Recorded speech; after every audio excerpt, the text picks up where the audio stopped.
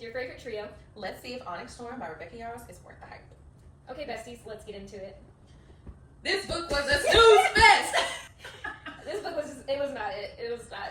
Compared to Fourth Wing and Iron Flame, so much expectation going in, and you're just like, what? Yes. What is this? Yeah.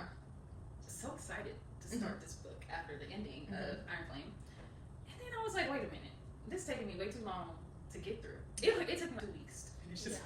It was unnecessarily long, and it just gave filler, and it's just like it didn't have to be this long if you just spicing it up before we get to the other stuff, because nothing significant really happened in this book.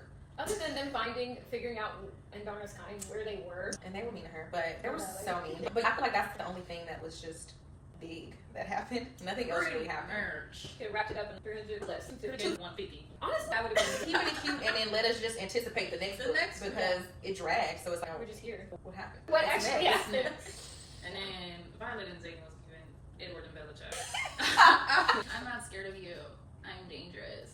No, you'll never hurt me. Yes, I will. Please. But that's exactly what they gave. But it also brought out the Delulu, and she was so delusional. I was just, sister, stand up. She really was from being. She was very mean. She couldn't stand up. Nothing. My girl was going crazy because her man was a Benny. And it's just like her, from how she was in the last book to this book, I just felt like there was no real character development for her. Specifically her in this. That just kind of bothered me. Yeah. She like digressed. She did. I'm just girl. Then we found out that she got another signet.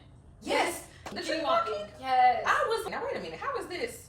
What is two? Because they keep talking about the dream. I'm like, and what do you keep talking about this? at the end of Iron Flame, when it was saying, because it came up at the end of Iron Flame, I was just like, wait, was she? I said, wait, how's her dreams? Because this sounds like Zayden. I just didn't know how it connected. Yes. So finding that, I was like, oh, that makes so sense. much more sense.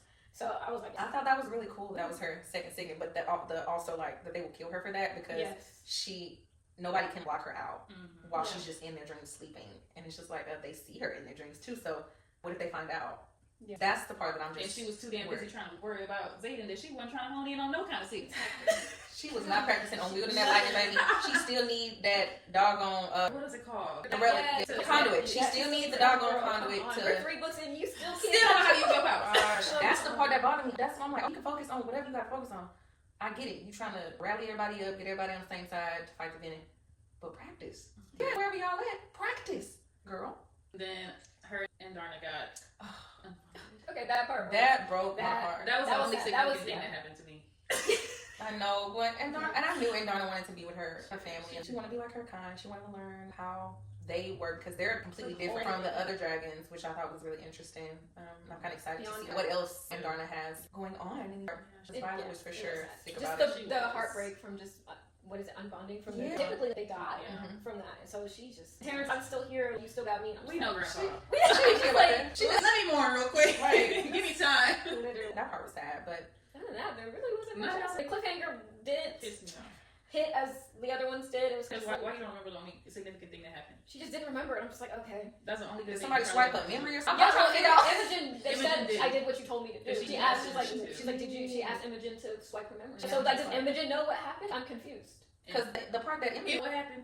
Exactly. I need to literally make it seamless. It needs to be a seamless transition into what happened, because Imogen's chapter didn't say nothing. Not at all. No. She didn't say nothing. We didn't need this. We didn't. She could have kept you whatever monologue she had. It was definitely giving Game of Thrones season 2, House of Dragon season 2. A whole lot of nothing. Just a bunch of lead up to the actual stuff. So much going on to where nothing going on at the same time. Because you gave us 8 episodes of that. That's basically what this book was. It just wasn't. 8 trash ass episodes. But and it's hard not to compare it to the first 2. So. Yes, I know. But even then, if this was a standalone, if this was the first book in the series, I would not have continued the series. Oh, probably not. Absolutely not. I barely want to. So right, but it's just knowing the world now that it's like I'm in too deep. I'm gonna finish it out. But if this 4th book don't hit Rebecca Yarros, we are going to have some words. We need it. We need to come back. Need to redeem yourself. Cause final thoughts. A 3. None. And that's all I have to say. I'm screaming. I'm between a 3 and a 4, so I think I rounded up to a 4. But again, not a 3, but necessarily not really much else. That's kind of how I felt. I gave it a 3.75. I just could not give it a 4. But I also I feel like it was better than a 3, but it was just not giving. I felt like it should have gave. Not more. Let us know what you thought about Onyx Storm in the comments, and we will see you maybe in the next book. Bye.